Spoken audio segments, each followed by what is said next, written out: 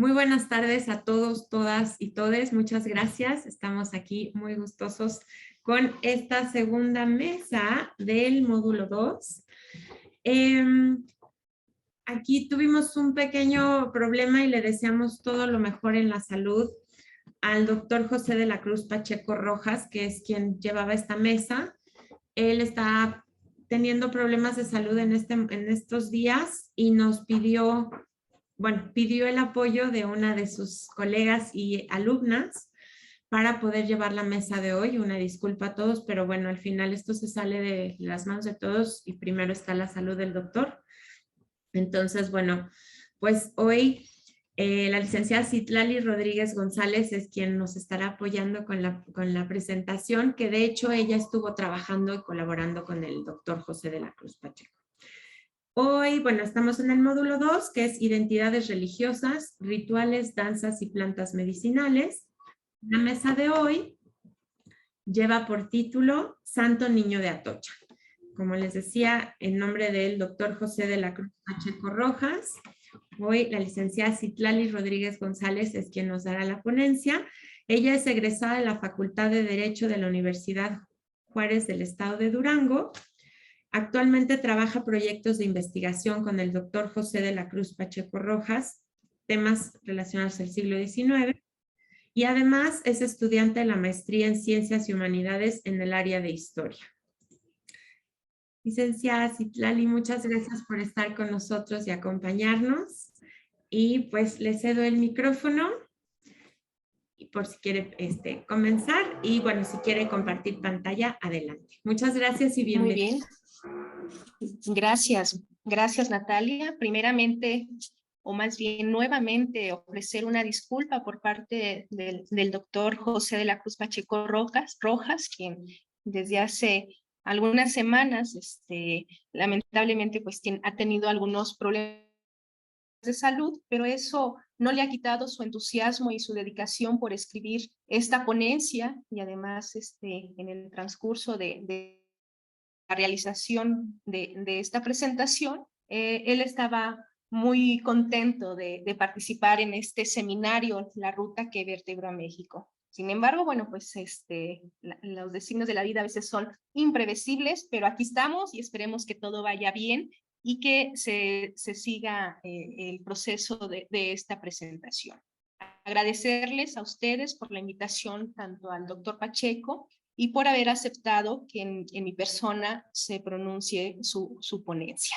Esta es una ponencia muy interesante. Vamos a hablar de dos personajes, de dos santos. En realidad la ponencia se llama Santo Niño de Atocha, pero vamos a incluir un poquito de otro santo, que es el Santo de Mapimí. Esto con la idea de ir viendo cómo se va formando esa cultura popular y el folclore en aquellos tiempos, ¿no? Entonces, bueno, voy a compartir pantalla para poder dar seguimiento a esta ponencia.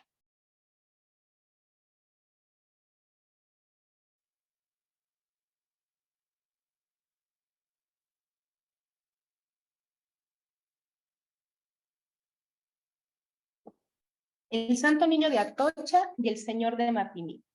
Imágenes tutelares del camino real de tierra adentro. Una de las manifestaciones más ricas y singulares de la religiosidad popular en el camino real de tierra adentro, en la porción septentrional de Zacatecas a Nuevo México, son las devociones en torno a las imágenes del Santo Niño de Atocha, el Señor de Mapimí y el Señor de los Guerreros. Figuras religiosas que se han convertido en referentes obligados de la fe religiosa de los sectores populares, rurales o incluso urbanos. Como expresiones de identidad de las comunidades norteñas, sin duda la imagen del Santo Niño es la más difundida debido a la fama de ser muy milagroso, pues su presencia, sobre todo en hogares como en templos, la encontramos desde el santuario de Plateros, Zacatecas, hasta Chimayo, Nuevo México. En razón de ello, podemos considerar al Santo Niño como la imagen emblemática del camino real en el norte de México y el sur de los Estados Unidos. La fiesta principal se celebra el 24 de diciembre, que es la fecha en que más acuden los fieles a venerarlo, pero durante todo el año acuden los devotos a darle las gracias por algún favor recibido, dejando registro de los testimonios que plasman en cartas, retablos u otros. Así pues, esta presentación lo vamos a tratar en dos partes. Primeramente vamos a hablar sobre qué es cultura y cultura popular para dar una entrada a lo que significa el Santo Niño y el Señor de Mapil. Estimada licenciada, perdón la interrupción. ¿Podría quizá apagar su cámara? Es que se corta un poco el sonido, me están comentando. Entonces, quizás sin cámara puede funcionar mejor ya ve que el internet no siempre es un tema. Muchas gracias y perdón la interrupción. Claro que sí.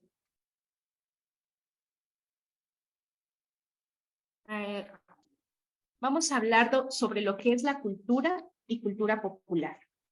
Primeramente, decir que las devociones y las tradiciones religiosas en torno a imágenes de santos católicos constituyen un aspecto sustancial de la religiosidad y la cultura popular de los habitantes del camino real de tierra adentro.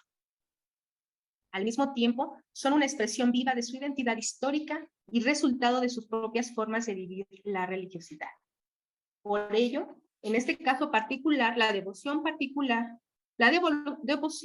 popular es en sentido estricto producto de las experiencias vividas, aprendidas y transmitidas de los antepasados en forma colectiva, resultado de la mística individual o de grupo, no dirigida ni instruida oficialmente.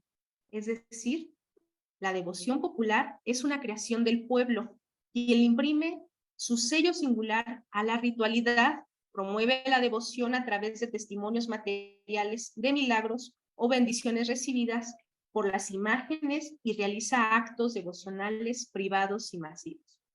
Al mismo tiempo, una religiosidad dinámica cambiante, pues en la medida en que el fervor crece, los creyentes irán agregando más y más elementos espontáneos que a su entender son muestras para agradar a la imagen sagrada. De este modo trazan rutas de procesión, se organizan en caravanas y a la larga crean un calendario de festividades a las que procuran concurrir la mayoría de los fieles. Las devociones y tradiciones que moldean esas manifestaciones de religiosidad poseen como sustrato esencial la cultura popular. Esto es, una construcción a partir de la interpretación que hace un sector social amplio y heterogéneo de la religión católica, a partir de sus tradiciones y costumbres, a fin de cuentas, de su cultura. En este sentido, es conveniente tratar de definir lo que entendemos por cultura popular, pero en primer término, pues hay que ver qué es cultura.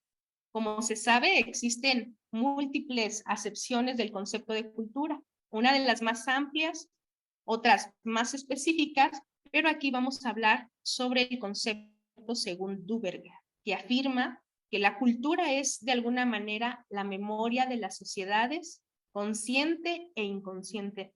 Resume el conjunto de las transformaciones y progresos llevados a cabo desde el origen y les impide desaparecer. Es la mejor esta definición que se ajusta en esta ocasión a nuestros propósitos explicativos.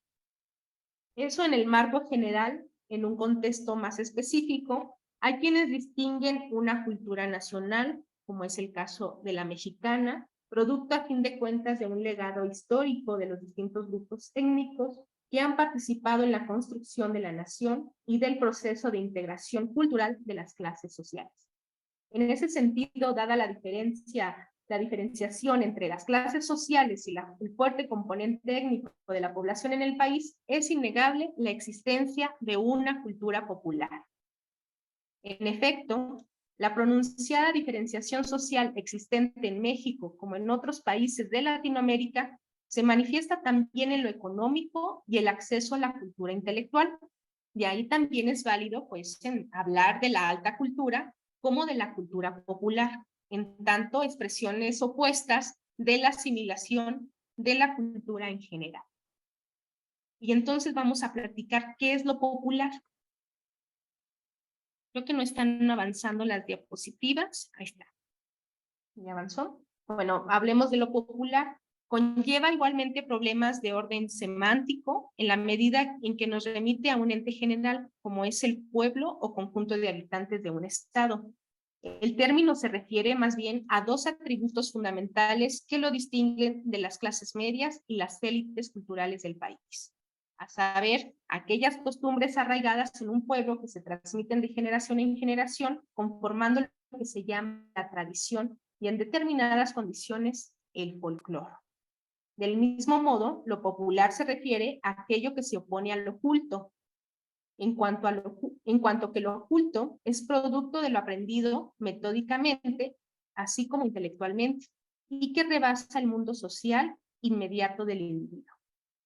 Popular, pudiéramos decir que es contraposición a culto, hace alusión al conocimiento y a las costumbres resultantes de la experiencia directa del individuo en su hábitat. Dícese del amplio sector de población que por su situación económica y social contrasta con los grupos minoritarios que detentan el poder y la riqueza. A estos rasgos que caracterizan la cultura popular, habría que agregar de manera relevante las creencias religiosas y otras formas de cultura que son transmitidas por tradición oral. Pero ante todo debemos destacar el rasgo de mayor relevancia. Es una cultura de resistencia de las clases sociales subalternas. Bajo estos supuestos, religiosidad y cultura popular se funden en un todo coherente, en la creencia o el fervor popular que le imprimen las clases sociales subalternas del campo y las ciudades. De aquí la singularidad de la religiosidad popular en México. Ahora bien, hablemos qué es la religiosidad popular. En primer término, debemos entenderla como una representación de formas vividas de una religión, sus prácticas, tanto individuales, nos referimos pues a las devociones, a esos actos piadosos, como a las colectivas, hablando del culto, el rito litúrgico, las procesiones y otras manifestaciones colectivas. A fin de cuentas, la manera en que los fieles expresan su relación con la divinidad. La noción de religiosidad popular, en general, remite al conjunto de creencias y concepciones, prácticas y rituales de actos de piedad particulares y aún a costumbres religiosas propias del pueblo, de ese componente social amorfo y heterogéneo de las sociedades complejas actuales, tanto rurales como urbanas. Constituyen incluso una expresión de su identidad cultural. Además del aspecto social identitario, esto es en tanto característica de las clases subalternas, la religión popular posee dos rasgos distintivos. Ocurre en el ámbito de las religiones que poseen textos canónicos y que cuentan con estructuras oficiales de interpretación y regulación de las prácticas religiosas, como iglesia, y una estructura burocrática jerarquizada de sacerdotes que velan por la correcta interpretación y observancia de los textos sagrados, y ante el nivel teológico, ritual, oficial y explícito bien estructurado. Opone otro no tan estructurado, implícito, integrado por comportamientos, hablando de ritos y símbolos, creencias y creencias mágicas que manifiestan una relativa autonomía respecto a la religión oficial. Más con frecuencia una y otra interactúan y se retroalimentan. Si bien con frecuencia una y otra interactúan y se retroalimentan, también es cierto que la religiosidad popular cuestiona al mismo tiempo la validez universal de la liturgia y la ortodoxia del catolicismo oficial. En este sentido, bien podemos afirmar que la religión popular se opone a la religión oficial de la jerarquía eclesiástica. Y aquí hablando de un concepto de Lombardi y Satriano, se puede hablar de un catolicismo popular y un catolicismo hegemónico, en tanto que se introduce un elemento de diferencia entre estos en la cuestión social. Así, bajo el supuesto de los opuestos, la religiosidad popular es, en cierta forma, contestataria en medida que supone una apropiación y reinterpretación de los dogmas católicos y los emplea para expresar sus propias concepciones del mundo, formas de ser y costumbres que cuestionan los modelos establecidos. En realidad, estas concepciones anteriores relativas a la religión popular provienen inicialmente de Antonio Gramsci, quien admite la existencia de una religión del pueblo en oposición a la católica, es decir, pues a esa religión católica de los intelectuales que pudiéramos hablar de los sacerdotes. Si bien, como mismo sostiene, toda religión es parte del folclore en relación con el pensamiento moderno. Lo popular en este caso quedaría inscrito en las formas ideológicas o el imaginario de las clases subalternas. La define de la siguiente manera y señala algunas cuestiones a considerar en los estudios sobre todo. Nos dice Gramsci, existe en verdad una religión del pueblo, especialmente en los países católicos y ortodoxos, muy diferente de la religión de los intelectuales, que ya habíamos dicho, dirigiéndonos a los sacerdotes, y en especial de aquella sistematizada orgánicamente por la jerarquía eclesiástica. Si bien se puede sostener que toda religión, aún la más adiestrada y refinada, es folclore en relación con el pensamiento moderno, con la diferencia capital que las religiones y la cultura, en primer lugar, son elaboradas y sistematizadas por intelectuales y por la jerarquía eclesiástica, y presentan, por lo tanto, algunos problemas especiales. Estudiar si una elaboración y sistematización tal no es necesaria para mantener el folclore denominado y múltiple. Las condiciones de la Iglesia y luego de la Reforma y el Concilio de Trento y el diferente desarrollo histórico-cultural de los países reformados y de aquellos ortodoxos luego de la Reforma son elementos muy significativos. Bajo una perspectiva histórica y humanística, la religión popular aparece para Gramsci como un conglomerado de todas las concepciones del mundo y de la vida que se han sucedido en la historia, caracterizado por una triple dimensión: antiintelectual, afectiva y pragmática. Su carácter específico es la humanización de la divinidad con el fin de sentirla más próxima y captar su poder a través de técnicas procedentes de la oración o imploración, llegando incluso a utilizar técnicas mágico-evocativas. El deseo de acercar al mundo divino impulsa a la religión popular a acentuar de forma especial la representación antropomórfica del mundo de lo sagrado, según Filoromano.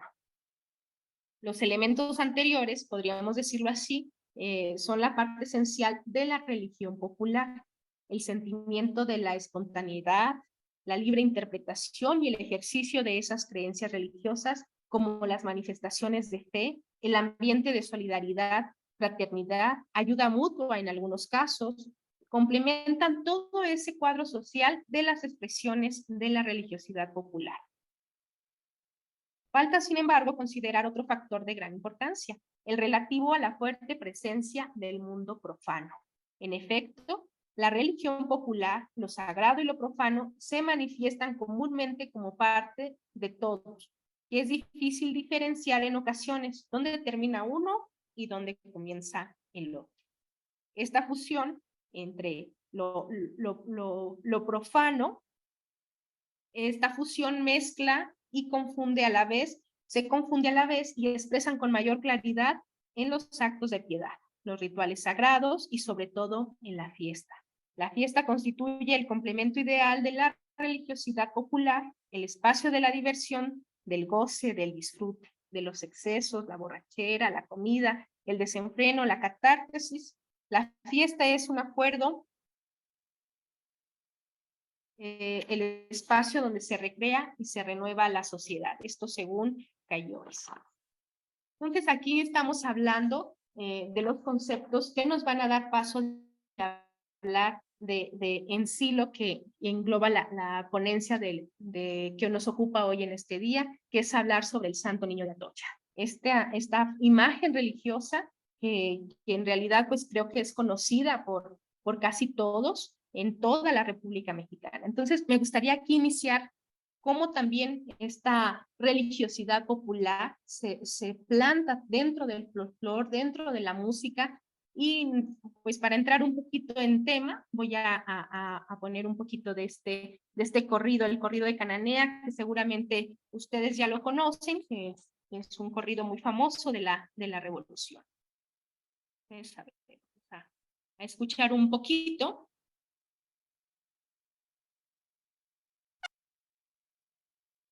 Solamente pues para entender cómo dentro de la música está la religiosidad.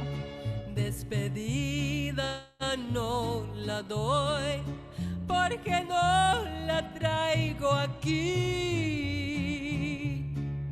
Despedida no la doy porque no la traigo aquí. Se la deje al Santo Niño y al Señor del Mapimí. Se la deje al Santo Niño y al Señor del Mapimí.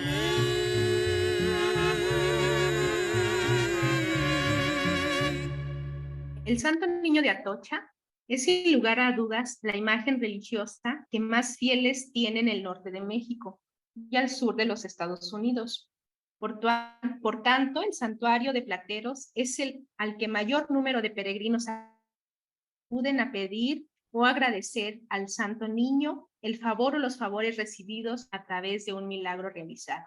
El fervor resultante de la religiosidad popular en el norte de México ha creado o reforzado imágenes hagiográficas que el imaginario popular ha extendido su fama de hacedoras de milagros.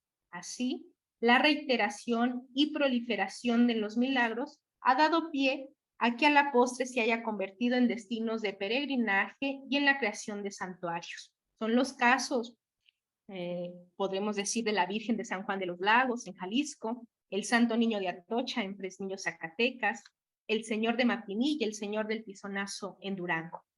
Esto ha generado con el tiempo una especie de regionalización de los santos milagrosos y una afluencia de los fieles de acuerdo a sus lugares de residencia, aunque esta se fractura con frecuencia dependiendo de la fama milagrosa que la imagen vaya adquiriendo. Son los casos de la Virgen de Guadalupe, omnipresente en todo México, y el Santo Niño, que cada día más sigue creciendo su fama. La religiosidad popular ha dejado de ser una forma contestataria alentada por las clases subalternas.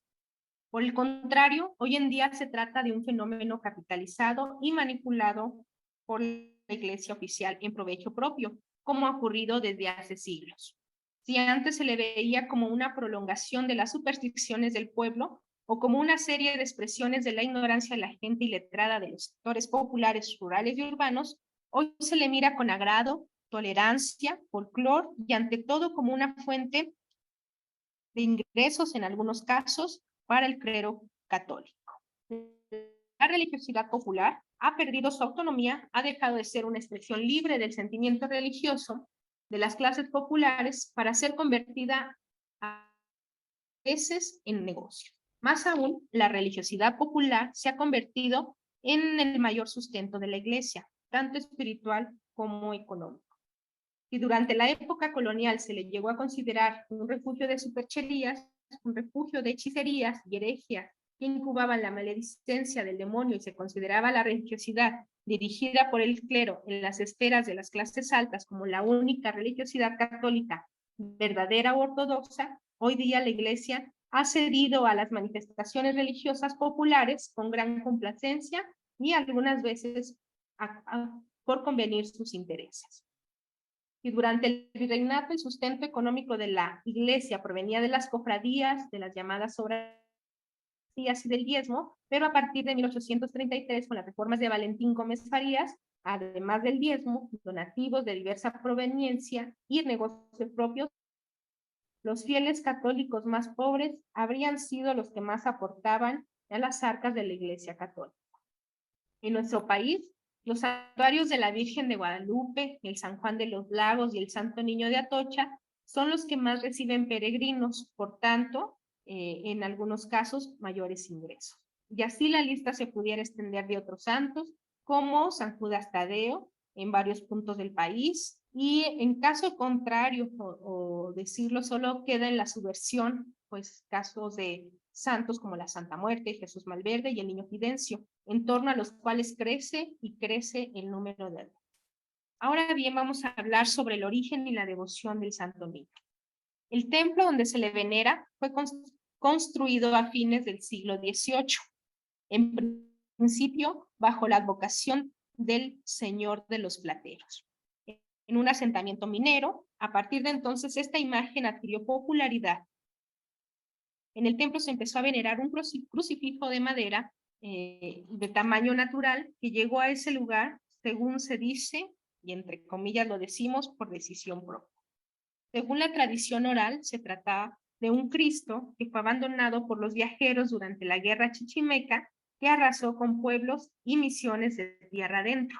Otras versiones afirman que fue traído por los españoles y que en el trayecto de Veracruz a Durango, que era el destino inicial de este crucifijo, hizo que se quedara, un portento hizo que se quedara dentro de San Demetrio, lo que hoy es Plateros. Pues la mula que lo cargaba, entró en una casa y el Cristo no cupo por la puerta cuando quisieron sacar.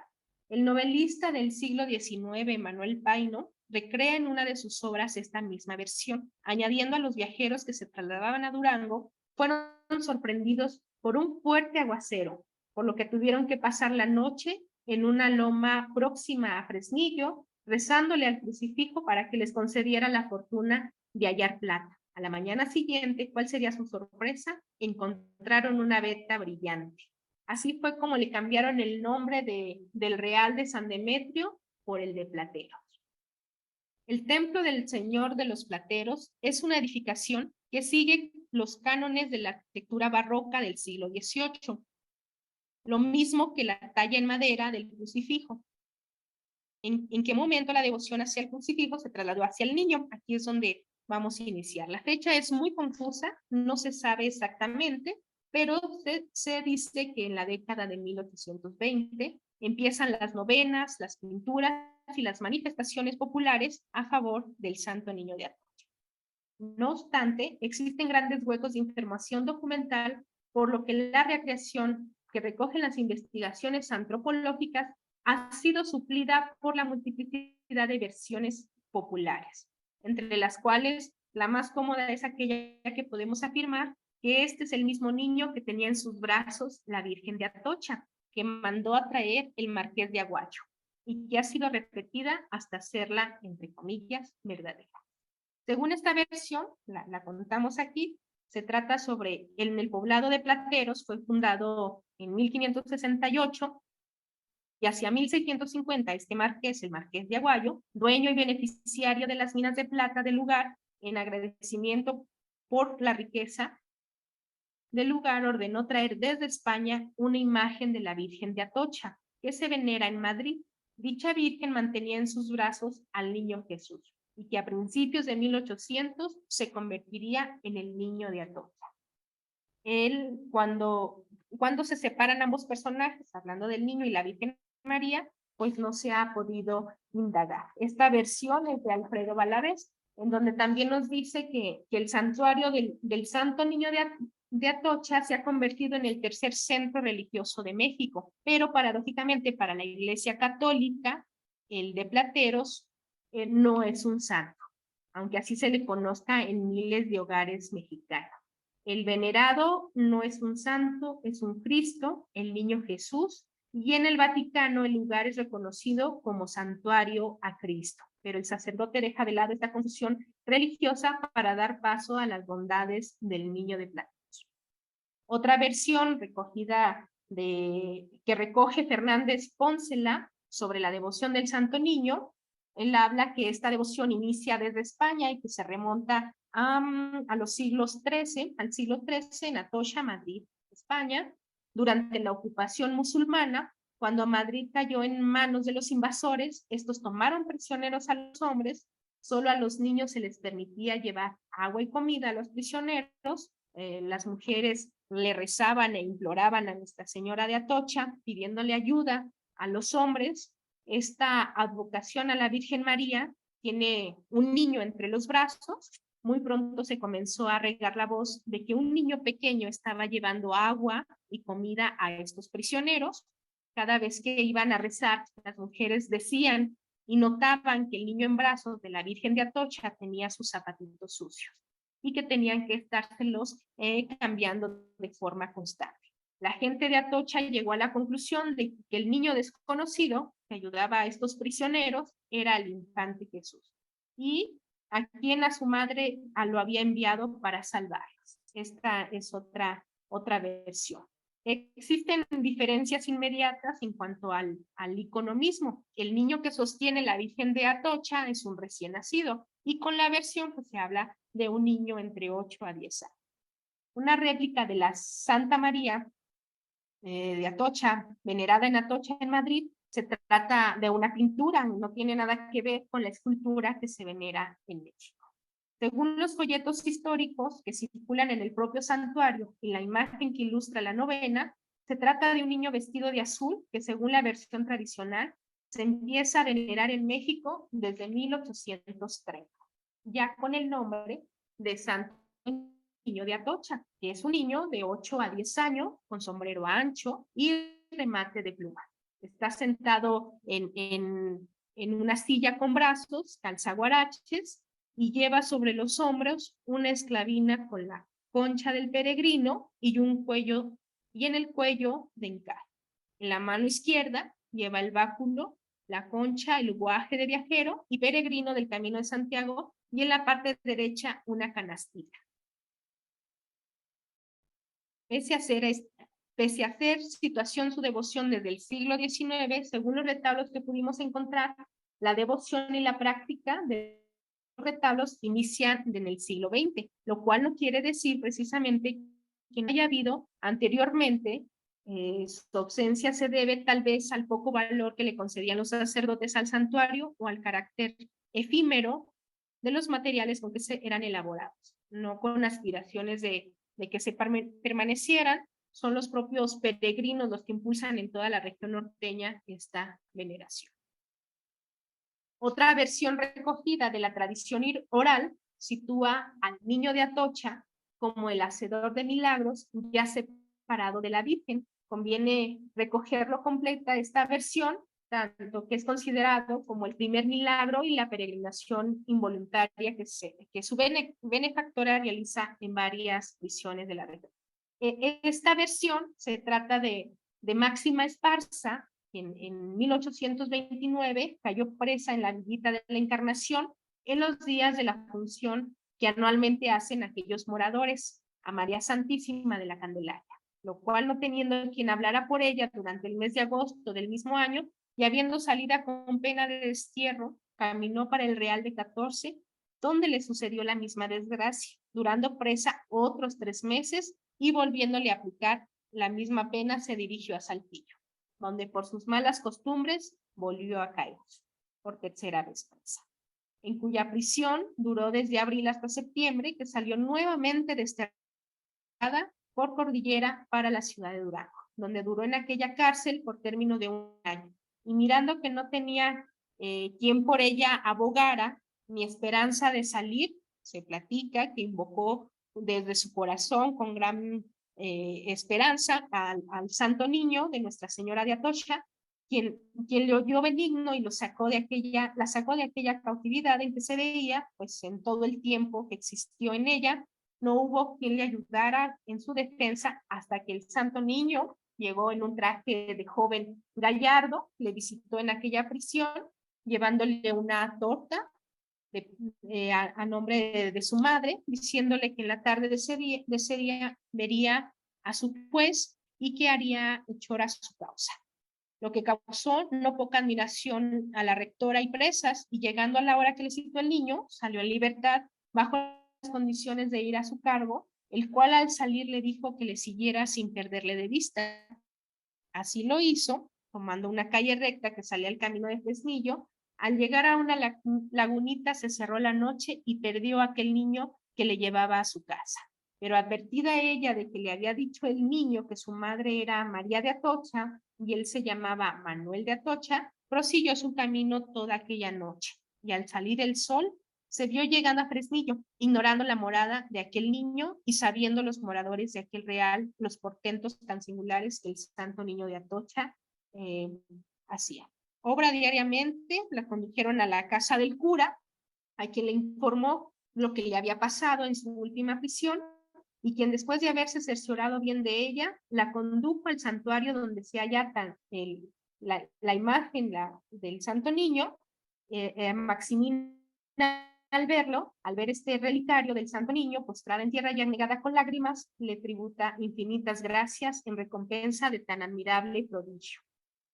Le patentiza su fe y su amor con el presente milagro, demostrando a los devotos el santo niño de Atocha la más singular maravilla que con ella hizo, haciéndole ver que con el retablo que le puso en el santuario de Plateros, para certificarlo a todo devoto afligido que implore al santo niño su protección. Así es como estamos viendo pues algunos testimonios de milagros, ¿no? Que hacían manifestar su fe y su devoción al santo niño de Atocha. Y esto que estamos viendo, pues son exvotos y retablos que se encuentran en Plateros. A partir de 1829 se siguen multiplicando estos testimonios de devoción y al poco tiempo la fiesta del 1 de julio que se veneraba al Señor de Plateros empezó a decaer y tomó mayor solemnidad la fiesta del 25 de diciembre y el amor y el afecto se trasladaron del Cristo crucificado al Cristo niño, que era retirado de los brazos de su madre y su imagen era venerada con ternura en Nochebuena. Las distintas leyendas y versiones libres sobre el nacimiento de una devoción son típicas en todo símbolo. La fama de su divinidad se extiende muy pronto, a partir de la identificación que pronto se logra entre la imagen y la propia precariedad de la existencia de este espacio del catolicismo nacional. Lo real es que los devotos del Santo Niño saben poco sobre sus orígenes y tampoco les preocupa la contradicción sobre si es santo o es el niño Jesús personificado. De hecho, a las leyendas que se les comentan agregan nuevas versiones aún más prodigiosas. Lo que les importa es ir a visitarlo, darle las gracias, estar con él un ratito, por decirlo de esta manera, es muy milagroso, nos cumple siempre y nosotros le cumplimos viniendo y dando a conocer lo que él hace por nosotros. Eso dice. En ese sentido, podemos reconocer cómo en torno a la devoción hay identificación genuina y deseo de comunicación con el resto de los creyentes. Aquí hallamos reunidos elementos de cohesión y de racionalidad compartida, tanto en lo que el ícono religioso realiza en la vida cotidiana de la gente, como en la identificación simbólica de desamparo e inocencia infantil como fuerza divina para lograr trascender los males y los peligros más acechantes. Es decir, en torno al Santo Niño de Atocha encontramos reunidos los elementos religiosos necesarios para propagar la fe y al mismo tiempo las necesidades del inconsciente colectivo. Y se satisfacen en una representación infantil que como proyección del propio desamparo del devoto expresa y trasciende. El santuario de Plateros o del Santo Niño de Atocha, como se ha conocido, ha dejado de ser aquella ermita modesta, rural, desolada, en medio de un medio natural casi desértico, en donde solo resiste la planta de la gobernadora, el garambullo, el gatuño y algún género de cactus. Hoy el templo luce suntuoso, lleno de lujos, desde el atrio hasta el altar, donde preside un Cristo de tamaño natural, y a sus pies el Santo Niño de Atocha. El entorno se ha convertido en un sinfín de comercios de toda índole, comida, hoteles, locales de escapularios con la imagen del Santo Niño, collares, imágenes de bulto del santo, pinturas hechas en serie, pósters, cinturones, discos grabados con la imagen del santo y toda clase de recuerdos. Pero lo que ahora llama la atención es la proliferación de productos como rosarios elaborados con todo lujo, como si fueran joyas de uso mundano y no religioso. La bisutería abunda por doquier. El lujo también se refleja, en otra parte, modesto el templo, pero un buen ejemplo de este lujo que hay en el templo, pues lo tenemos en el confesionario, ¿no? Un buen ejemplo es la pujanza que vive el santuario, se refleja en la pulcritud, el orden y el mobiliario que cubren la nave. El altar mayor de estilo neoclásico luce desde luego impecablemente adornado. El nuevo confesionario, situado en la parte oriente del crucero, un local con 4 cubículos elaborados con finas maderas, es un dechado de lujo y ostentación que ha de hacer sentir a los fieles que se atreven a ingresar a él a confesarse un tanto incómodos, pudiéramos pensarlo, o privilegiados por encontrarse en ese lugar tan exclusivo. El lujo del confesionario contrasta con la sencillez del área de esvotos, por cierto, cada vez más y más extensa, sigue creciendo esta área, donde los fieles agradecidos dejan testimonio de los favores o los milagros recibidos por el Santo Niño. Es una área donde se refleja con fidelidad la religiosidad y la cultura popular, en forma libre, sin las inhibiciones impuestas por el clero, amantes de la ostentación. Los hay por miles de motivos diversos y materiales igualmente variados, desde cartas de gratitud, dibujos en papel, retablos en lámina de hojalata, hábitos o batas azules, quienes vieron cumplidas las promesas de visitar al Santo Niño al cumplirles un favor. Los esvotos más llamativos e interesantes pues son las tinturas, elaboradas en algunos casos por iniciativa propia de los fieles, en otras al parecer mandadas a hacer por los creyentes a pintores o dibujantes, más o menos pudiéramos decir son profesionales.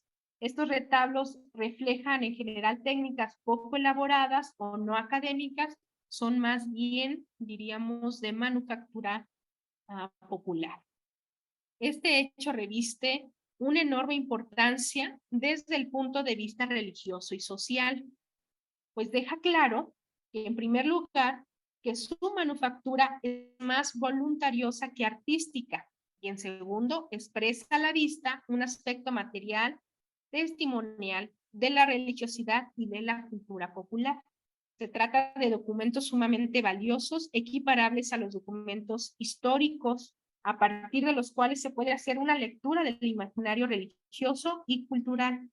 Aquí, si pudiéramos decir, son fuentes fidedignas de las clases subalternas, pues no hay duda de que esta clase de testimonios han sido elaborados en las áreas rurales y en colonias urbanas populares. Al mismo tiempo, al quedar plasmadas las motivaciones individuales o familiares de los feligreses, sea cual sea el tipo de material del exvoto, constituyen una especie de compendio del imaginario religioso y del entorno cultural y social de los creyentes. Por ello estamos seguros de que son uno de los materiales que mejor dan cuenta fidedigna de la religiosidad y la cultura popular.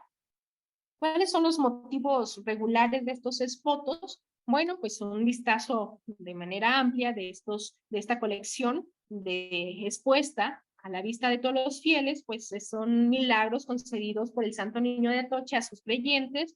Los testimonios de gratitud por los favores recibidos son muy variados, al haberse salvado de morir, por ejemplo, de algún accidente automovilístico, laboral, por haber conseguido trabajo, haber sanado a un hijo, un pariente, por obtener incluso un título profesional, entre otras cosas. Pero sobre todo predominan los relacionados con la salud. También los hay relativos a las actividades rurales. En una perspectiva social más amplia destacan los relacionados con el proceso migratorio a los Estados Unidos, y no podía ser de otro modo, pues es un fenómeno social muy dinámico en el que participan principalmente gente campesina de los estados que comprenden la ruta del Camino Real. Hay un estudio, bueno, 2 estudios de Pablo Martínez Pérez y el otro de de Elsa García Argüelles, donde pues hacen énfasis sobre esta investigación que se presenta en estos estados del norte sobre la migración. Ahora, ¿cómo es la apreciación de plateros hoy en día? Bueno, esta zona se convertía en la ruta predilecta de penetración de apaches y comanches hasta el siglo XIX. El pueblo de Plateros ha dejado de ser aquella ranchería que era no hace más de 2 siglos para convertirse en un pueblo pues ya más urbanizado. El Plateros de hoy es una especie de fraccionamiento urbano residencial. Todas las calles han sido ya pavimentadas con concreto hidráulico. Hay varias residencias que muestran la pujanza en la que viven sus pobladores, comerciantes la mayoría, y entre otras oficios. El corredor de los peregrinos de antaño está desordenado, anárquico, por el que se cruzaban los comerciantes ambulantes con los fieles piadosos. Se encuentran completamente modificado, regulado, con andadores por donde transitan en masa los peregrinos. En su mayoría pues se encuentran algunos enfermos, algunos lisiados, arrepentidos, agradecidos, etc. En medio de puestos locales y comerciales bien establecidos a lo largo de aproximadamente 1,5 kilómetros. Entonces, esto es más o menos lo que pudiéramos hablar de Santo Niño de Atocha. Y como estamos viendo, pues hay imágenes de todas estas manifestaciones de la cultura popular en este lugar. No sé si... Aquí lo estamos. Ahora vamos a hacer como una breve semblanza del señor de Mapimí, que en realidad es muy corta, simplemente para poder apreciar cómo desde siglos atrás pues iba haciéndose este sincretismo entre las ideas, las creencias, con las devociones, las tradiciones y las imágenes cristianas. El señor de Mapimí, en primer término, queremos destacar que a diferencia de las devociones a las imágenes cristianas antes mencionadas, la historia del señor Mapimí y del señor del Tizonazo están estrechamente ligadas a las prolongadas luchas de resistencia indígena contra la dominación española en el norte de México durante esa época. En efecto, Mapimí fue una zona de guerra, según algunos autores. Santiago de Mapimí se fundó el 25 de julio en el año de 1598 por un pequeño grupo de españoles atraídos por la minería, una región habitada principalmente por indios salineros, parientes tal vez de los tobosos, cocoyomes y cabezas, que compartían la cualidad de ser guerreros bárbaros e indomables. Más tarde, esta zona se convertía en la ruta predilecta de penetración de apaches y comanches hasta el siglo XIX. Mapimí tuvo una importancia estratégica como puesto fronterizo y fuente de abastecimiento de greta y cendrada para Parral y otros centros mineros. De ahí el interés de los españoles de mantener la población. No obstante, el Real de Minas fue abandonado varias ocasiones debido a los ataques de indios entre 1616, 1617, 1654 a 1661 y 1703 a 1711. En lo espiritual, Mapimí era un pueblo de visita de la misión jesuita de Parras. Al menos pensamos durante el siglo XVII que estaba en lugar los jesuitas. Luego, posteriormente, como Real de Minas, debió tener un cura beneficiario, aunque también se habla de la presencia de franciscanos, como de un convento de esta orden, lo mismo que de una parroquia. En la visita que hizo el obispo de Durango, Pedro Tamarón y Romeral, en 1765, encontró da cuenta del restablecimiento del presidium, que tiene su cura clérigo con una población de 1,260 personas. Desde época temprana, Mapimí quedó al margen del cordón de los presidios, que resguardaban la zona de minas, haciendas y pueblos de los españoles en la Nueva Vizcaya nuclear, así como las conductas de viajeros o comerciantes que transitaban por el camino real.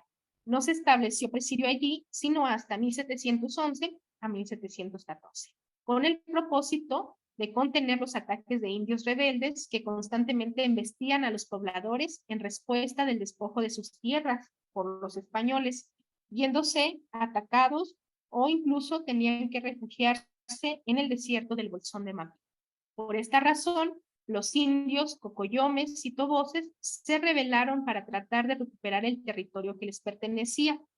En uno de los ataques perpetrados a finales del siglo XVII, destruyeron por completo los pueblos de San Buenaventura, San Juan y San Bernardino, corriendo igual suerte en Mapimí.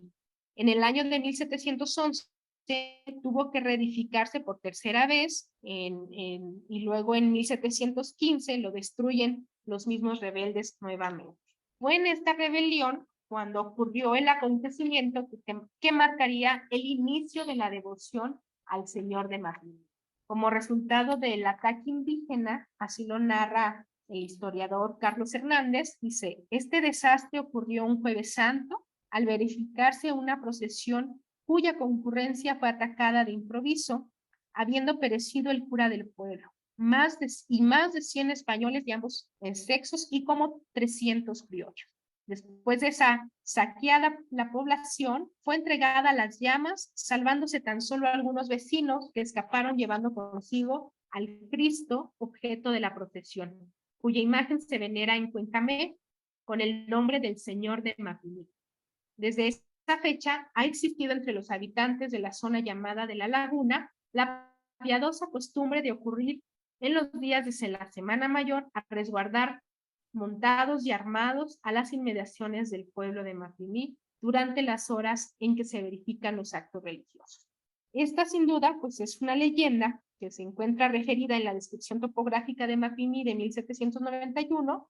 En cambio, en los protocolos de Cuencamé, que es donde se encuentra el Señor de Mapimí actualmente, aparece otra versión en donde Catalina Pérez de Saavedra, en su testamento de 1630, dejó 50 pesos a Antonio Cordero para que los gaste en un cielo y velo para el santo crucifijo de la iglesia parroquial, lo cual significa entonces que ya esta imagen de Cristo ya existía desde esa época. En la visita del obispo Camarón y Romera a la Mapimí en 1765, no hace referencia a este suceso, tampoco a la imagen del santo Santiago que se dice había sido ultrajada. Un hecho tan notable para una autoridad de la iglesia no podía pasar por alto. Quizás fue una construcción mítica de la devoción popular más que un hecho histórico. En cambio, cuando narra su visita a Cuencamé, dice, además de ser un real de minas con una feligresía extensa que ascendía a 2.148 personas, que eran atendidos por un cura, clérigo auxiliado por 6 tenientes de cura, lo cual da cuenta a la importancia religiosa de ese lugar. Pero sobre todo nos informa, tiene una hermosa iglesia de cal y piedra, con bóveda y crucero. En el lado del siniestro está colocada la imagen del Santísimo Cristo de Mapimí crucificado, de cuerpo entero, y colocado en un suntuoso retablo o colateral, que así llaman aquí, dorado nuevo. Es devotísimo y son continuos los milagros y no cesan las gentes en ir a esa romería para el remedio de las enfermedades, especialmente las que ya reconocen incurables. Dan testimonio del copioso número que han sanado, las piezas de platas de ojos, piernas, manos y cuerpos, y han dejado a los socorridos en señal de su agradecimiento en constante tradición. Fue aparecido en un árbol sabino a un indio junto al río de Guanabal de esta tradición y milagros de esta hora. Se hizo información para que guardaran en el archivo. Esto según Camarón y Romera. Esta valiosa información que nos proporciona este obispo demuestra primero la devoción temprana al Señor de Mapimí. Al mismo tiempo, es importante destacarnos la costumbre de los fieles de dejar testimonio de los favores recibidos de la imagen por los fieles en forma de voto. Es inmensamente todo esto interesante, pues da cuenta de una práctica considerablemente ya antigua, ya muy extendida en esa región norteña, que marca la transición de la costumbre devocional de las clases altas en la elaboración de retablos a la adopción de esta manifestación piadosa por los grupos sociales subalternos, dejando claro que es una práctica popular más antigua de lo que pensaba. Pues hay quienes afirman que comenzó a proliferar hasta principios del siglo XIX. Otro elemento importante, tal vez el más importante, es la aparición del Cristo a un indio en un árbol de sabino en la ribera del río Aguanabal. Pues como se puede apreciar, esta epifanía es muy parecida al Señor del Saucito o el Señor del Encino, porque en su mayoría todos los santos del siglo XVI pues eran aparecidos y abandonados por arrieros o surgidos del tronco de árboles majestuosos. En Chalma, por ejemplo, el árbol de Sabino, la cueva y el manantial constituyen una trilogía sagrada proveniente de la época prehispánica. Entonces, aquí nos hacemos la pregunta, ¿qué simbolizan todas estas manifestaciones sagradas? La estrecha relación de los fieles con la naturaleza, la fortaleza de las imágenes. Todavía son preguntas sin resolver, pero habría que seguir continuando con estas investigaciones. Pero ¿cómo llegó el señor de Mapimí a Cuencamé? Aquí es donde entra la tradición oral. Según el profesor Anacleto Hernández, quien es el cronista de allá de Cuencamé, después del asalto llega después del asalto y la destrucción de Mapimí por los indios Tobosos y Cocoyomes en 1715, los portadores del Cristo huyeron, llevándolo consigo rumbo a Parras, Coahuila. Pues la imponente imagen mide 1.93 metros de altura, hecha de madera, lo que dificultaba su traslado. Al llegar a la Sierra de Jimulco, que es el municipio de Torreón, decidieron esconderla debajo de un mezquite, no de un sabino, como decía Tamarón y Romeral, donde fue encontrada por una india, una mujer, no un indio, como lo decía Tamarón, y que esta mujer comunicó el hallazgo a una escolta de soldados que iban de paso a Parras. Estos decidieron dar parte al cura de Cuencamé, pues esta población se encontraba en la misma ruta del Camino Real de Durango a Saltillo. El cura decide trasladar la imagen a Cuencamé, nos dice Anacleto, pero gente del Real Mapimí empezó a reclamarla. Cuando el padre se ve en esta disyuntiva, en este problema de si se regresa a Mapimí o se queda en Cuencamé, pues no se sabía exactamente qué hacer. Así que de una manera muy salomónica, se cuenta, se deja la decisión a las mulas, ¿no? Entonces decían, hacia donde se dirijan, ahí es donde se quedará la imagen. Eso es parte de la leyenda. La verdad es que Real de Mapimí pues quedó destruido, ¿no? En ese tiempo. Se dice igualmente que la imagen fue trasladada a Cuencamé el 6 de agosto de 1715, donde podía estar más segura bajo el resguardo del presidio del pasaje, por eso quedó allí hasta hoy, y el 6 de agosto quedó como la fecha de su festividad.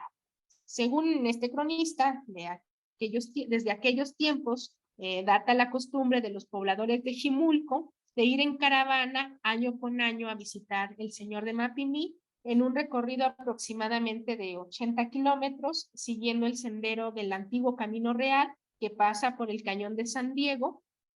Van varias familias completas, padres, hijos, ancianos, jóvenes, niños, se trasladan en carretas tiradas por animales en festiva devoción año con año. Esta es una de las tradiciones religiosas más importantes que se ha convertido en un símbolo de la identidad en el norte de México. El culto al Señor de Mapimí no se limita solo a la región lagunera, se ha extendido a buena parte del norte, como lo muestra hablando sobre el corrido de Cananea, ¿no? O sea, tan solo ahí nos habla de en la Catedral de Chihuahua existe ya una imagen del Señor de Mapimí de cuerpo entero y que es venerada, y en Nuevo México también existe o hay una importante presencia, como lo ha mostrado Enrique Lamadrid y Miguel Ganda, gráficamente en la fiesta que se celebra en su honor en San Antonio. El calendario de fiestas en torno a esta imagen inicia desde el 28 de julio con el novenario en la parroquia de San Antonio de Padua, lugar donde se encuentra el santo. El 2 de agosto parten los carruajes de Jimulco, El 4 de agosto llegan los peregrinos a Cuencamé.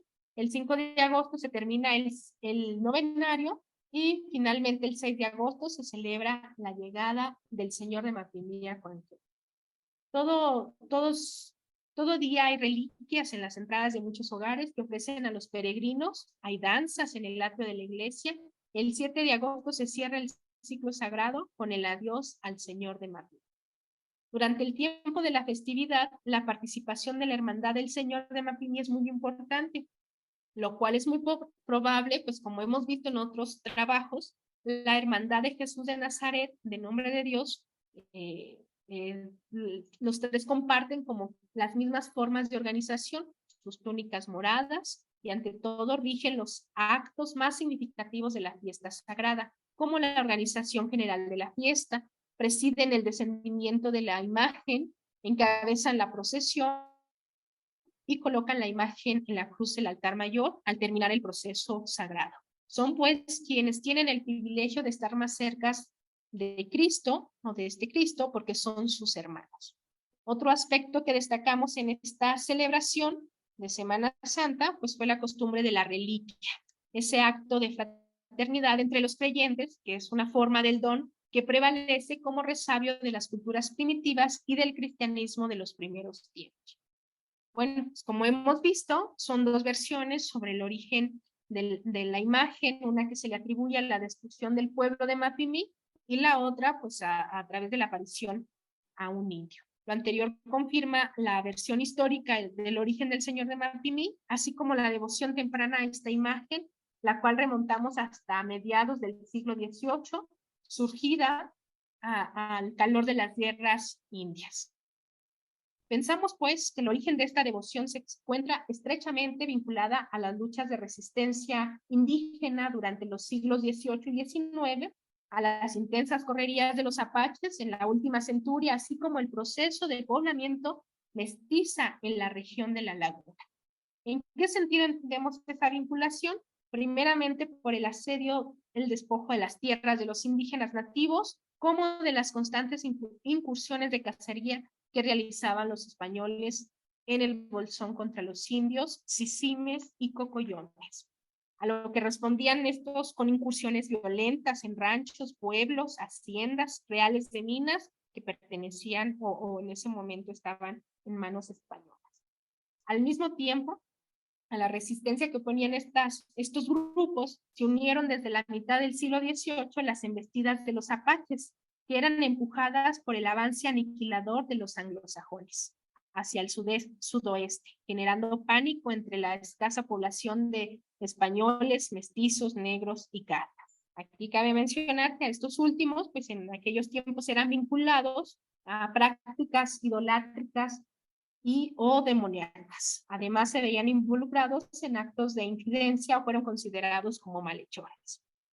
Todo esto permitió alimentar un pánico fomentado por los europeos o por los criollos que obligó a hacer causa común entre los miembros de los grupos sociales de esa región marginal de Nueva Vizcaya contra los bárbaros, especialmente durante el siglo XIX, que buscando refugio en la religión, en este caso, el Señor de Mapimí como imagen protectora, todo lo cual reafirmó la devoción, lo mismo que la identidad de los habitantes laguneros. Pues bueno, aquí es como vemos a estas dos imágenes religiosas, las dos figuras y cómo fueron parte de la cristianización en la zona norte del país. Muchísimas gracias, licenciada Citlali. Abrimos el micrófono para las preguntas. Tengo, bueno, de inicio hay un par de comentarios. Denme un segundo para leerlos. Adriana comenta que, bueno, fue a lo largo de su exposición, entonces sale un poco, bueno, entra en temas que ya mencionó, pero bueno, yo menciono los comentarios. Ella dice, en México hay otras imágenes religiosas que también son muy visitadas. Cocula, San Juan de los Lagos, que esa la mencionó usted, Los Remedios, Y luego comenta también que las narraciones de los milagros son parte importante de la identidad de los pueblos. Y aquí no sé si es a modo de pregunta, pero ella pone, en otros espacios había personas que hacían los exvotos. Supongo que es pregunta. No sé si usted sabe, o sea, sabemos que los exvotos se hicieron a lo largo desde la colonia y a la fecha se siguen haciendo, ¿no? Pero aquí no sé, Adriana, si pudiera especificar más cuál es su pregunta. Y mientras tanto, no sé si alguien más quiere abrir su micrófono o poner un comentario o duda que tenga en el chat. También puede ser, como ustedes prefieran.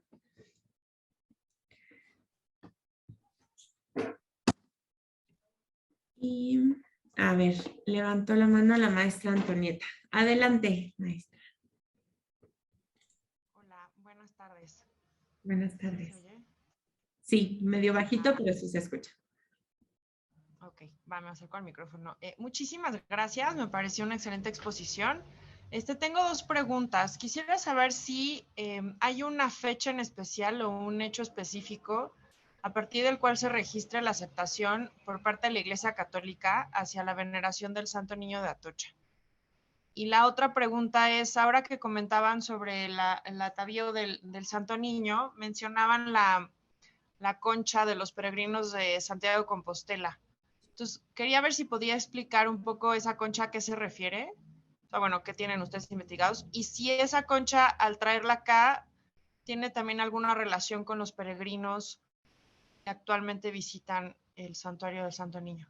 Sí, incluso dentro de la exposición se decía que no se tenía una fecha exacta sobre cuándo inicia esta devoción hacia el Santo Niño, sino simplemente se habla de diferentes versiones de cómo se empezó a dar todo este proceso religioso de devoción, pues, ¿no? O sea, no hay una fecha que digamos inició en tal año, en tal mes, no lo hay. Sí, pero de la devoción, esto sí lo escuché, pero más bien de la Iglesia Católica que dijera a partir de ahora, o sea, lo que dijo al inicio de la exposición es que inicialmente no era una festividad que se tomara mucho en cuenta. No, que no, de no. pronto ya ahora tiene un auge. Entonces no sé si para esa aceptación de la Iglesia hay algún hecho específico que lo marque o una fecha en la que la Iglesia dice, bueno, ya lo aceptamos es que incluso institucionalmente. no está aceptado como santo por parte de la Iglesia. Es el Cristo, es el niño Jesús, no es el santo niño como nosotros lo conocemos. Pero sin embargo da la oportunidad para que nosotros sigamos o mantengamos esta creencia, ¿no? Esta decisión propia, pero no hay, incluso lo mencioné en un párrafo donde claramente lo dice, ¿no? No hay, si me permites un segundito para decirte exactamente lo que se menciona. Aquí dice, el venerado no es un santo, es Cristo, el niño Jesús, y en el Vaticano el lugar es reconocido como santuario a Cristo, pero el sacerdote deja de lado esta confusión religiosa para dar paso a las bondades del niño de Plateros. Y esto es algo que incluso Valadez lo confirma. Aquí tenemos su cita, ¿no? Recogido entrevista por Alfredo Valadez en la jornada de Zacatecas. Pero no, en realidad no tenemos un documento donde la iglesia diga el santo niño de Atocha. Me sumo a la pregunta de la maestra Antonieta, nada más para como terminar. Sigue sin estar aceptado a la fecha hoy día por la Iglesia Católica, ¿cierto? Ok. Muy interesante eso. Gracias. Maestra Antonieta, Muchas gracias. una segunda pregunta de la concha, ¿no? Sobre la fecha de Santiago de Compostela. Miren, les comento, yo les decía al inicio de la exposición, yo estoy encargada de la lectura de la ponencia. Quien tiene ahora sí que todos los conocimientos más amplios es el doctor Pacheco, pero pues bueno, lamentablemente no se encuentra en las condiciones de salud para haber presentado esta ponencia, por lo cual yo les pido la consideración que me hagan llegar estas preguntas y que el propio doctor Pacheco les pueda contestar de manera correcta cada una de ellas. Incluso que me agreguen en sus preguntas un correo electrónico por si no se pueden contestar en el siguiente módulo, que seguramente ustedes van a seguir asistiendo en este seminario, se les haga llegar de forma correcta a su correo electrónico. Ok, si quieren lo que podemos hacer es a través de mí, o sea, pueden poner sus preguntas aquí y yo se las hago llegar al doctor Pacheco. Y si no, también me pueden hacer llegar las preguntas por mail si les surgen después y yo se las hago llegar y se las respondo. No sé si está, porque pues obviamente yo sé que usted está apoyando en la ponencia, pero también se ve que ha trabajado mucho el tema y lo sabe muy bien. Entonces, a ver si algunas preguntas se pueden resolver y si no, no se preocupe, no pasa nada. Pregunta, y bueno, gracias maestra Antonieta, guardamos esa pregunta y prometo tenerle la respuesta, espero pronto, ahora que el doctor esté mejor de salud. Gabriela Román pregunta, dice, ¿los franciscanos continuaron la evangelización en la laguna en el siglo XIX? ¿Hay evidencia que apoyaran el culto al señor de Mapimí? ¿De casualidad sabe esto? Franciscanos. Llegaron al nombre. Pues yo creo que sí pudiera haber, porque la forma en que se realiza esta celebración del señor Mapimí es muy similar a la celebración que se realiza en nombre de Dios. Y en nombre de Dios, pues es donde estuvieron los franciscanos a cargo. Entonces pudiéramos encontrar o inferir que a razón de esta similitud de ritos, de solemnidades, pudiera haber alguna inferencia por parte de los franciscanos. Muchas Gracias. Gracias por la pregunta, Gabriela. Gracias. El doctor Tomás, que por ahí anda, nuestro asesor del seminario y del proyecto, a ver, lo sumo aquí a la pantalla, él pregunta, ¿cómo se une el culto del Santo Niño en Chimayó con el Santo Niño de Plateros? No sabría contestar esa pregunta. Yo creo que la dejamos para el doctor Pacheco, por favor.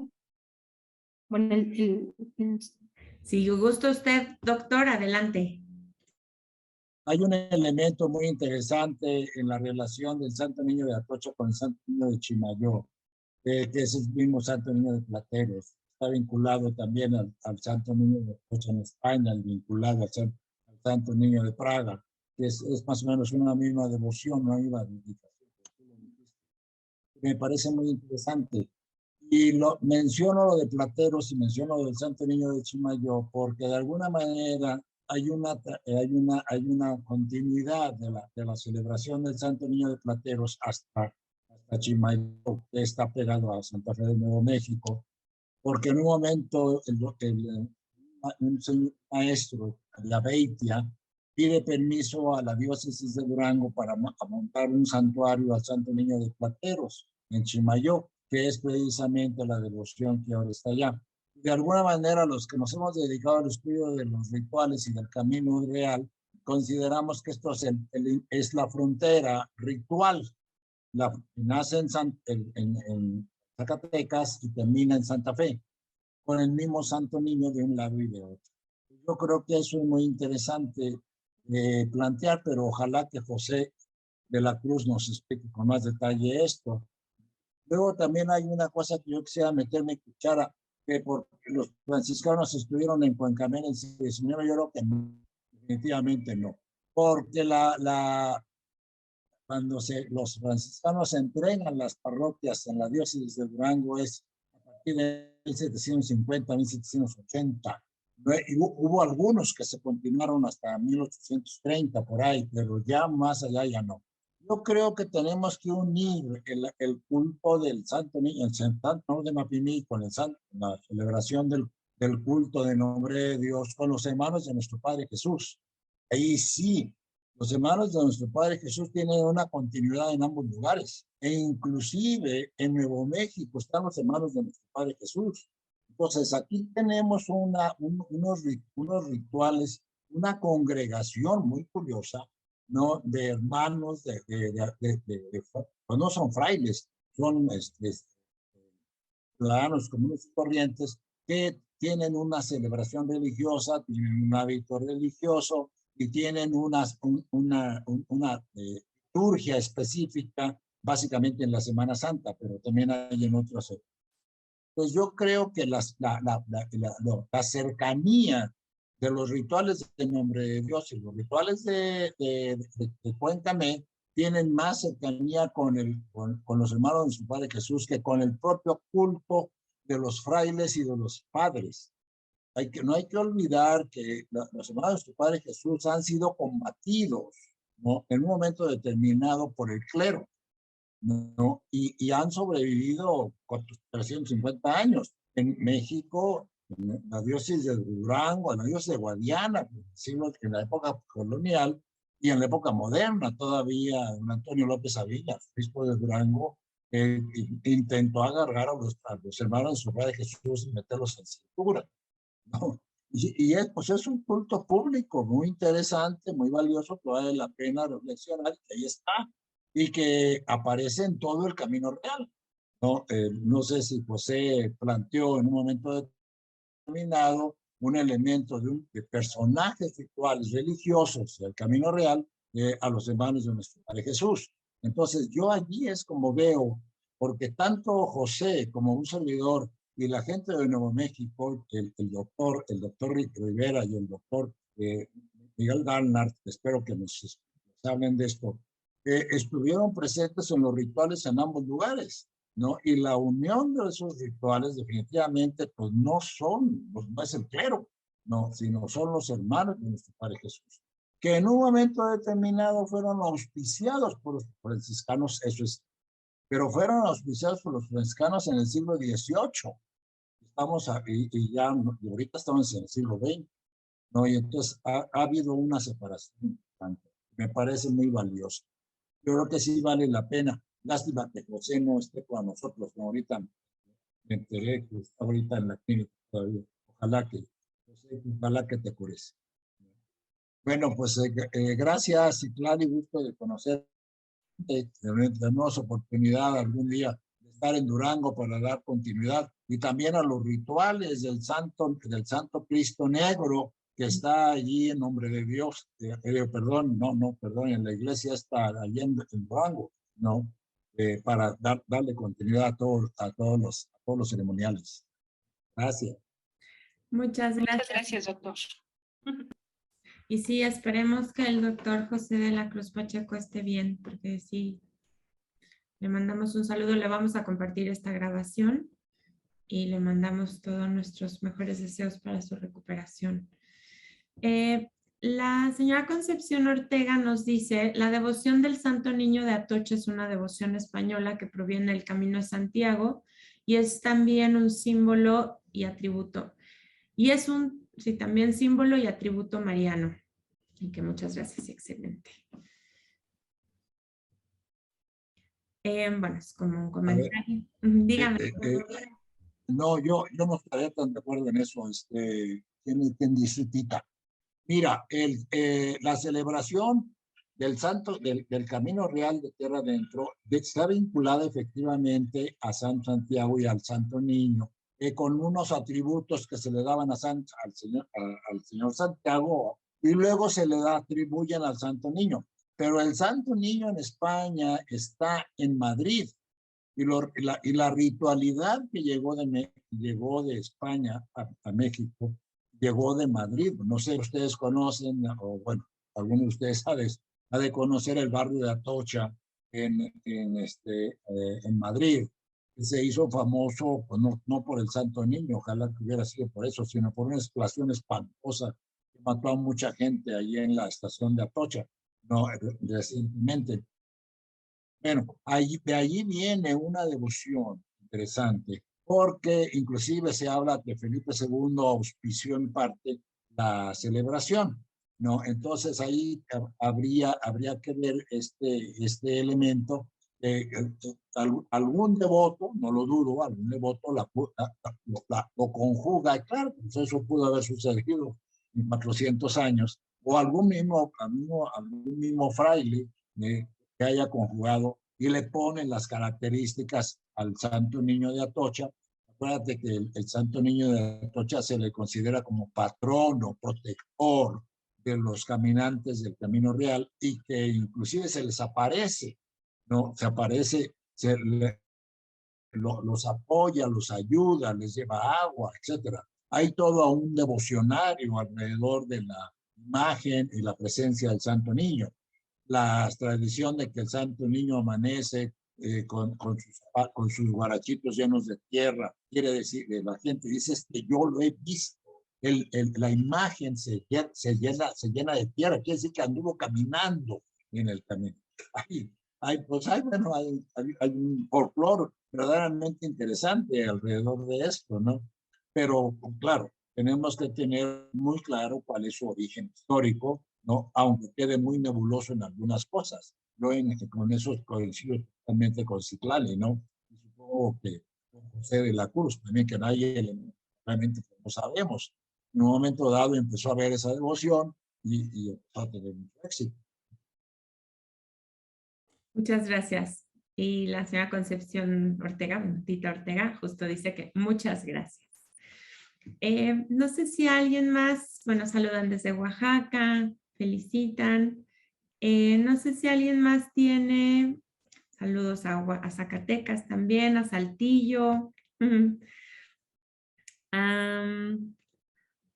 Y bueno, Enrique Reyes Durán manda sus deseos para que el doctor se restablezca su salud y manda saludos desde el pueblo mágico de Nochistlán. Bueno, pues saludos a todos, todas y todes. ¿Alguien más que quiera compartir algo, tenga una duda? Adriana dice felicidades, siempre es un placer escuchar a los ponentes. Muchas gracias, salvo que alguien más quiera compartir o comentar algo. Muchas gracias, Citlali, la licenciada Citlali, por acompañarnos hoy. Gracias. Al contrario, muchas gracias. Perdón que te interrumpa, Natalia. Agradecerles a todos su paciencia, su tolerancia a esta situación, pero bueno, esperemos que las cosas vayan mejorando y que nuevamente se preste un espacio de esta naturaleza para poder hablar más claramente con el doctor José de la Cruz. Muchas gracias a todos ustedes. Al contrario, fue un placer, una maravillosa explicación e investigación. Felicidades por ese trabajo en colaboración con el doctor Pacheco. Muchas gracias, doctor Tomás, también por siempre estar aquí apoyándonos y compartiendo. Los últimos comentarios, la maestra Antonieta Samaniego dice que todo bien, que muchas gracias también al doctor Tomás y al resto de participantes por enriquecer la plática. Antonio Jesús dice muchas gracias y felicidades desde Zacatecas. Gabriela, saludos cordiales para el doctor Pacheco y saludos a todos. Muchísimas gracias. Gracias, Lucía Damaris. Gracias a todos por sus comentarios, su apoyo y gracias, licenciada Citlali. Un gusto tenerla con nosotros. Rápidamente el comercial de la semana que viene. Nos vemos el jueves que viene para la mesa 3. Danzas de San Lorenzo en Ciudad Juárez, Chihuahua, con el doctor Enrique Lamadrid. Y pues muchas gracias y muy buena tarde. Nos vemos la semana que viene.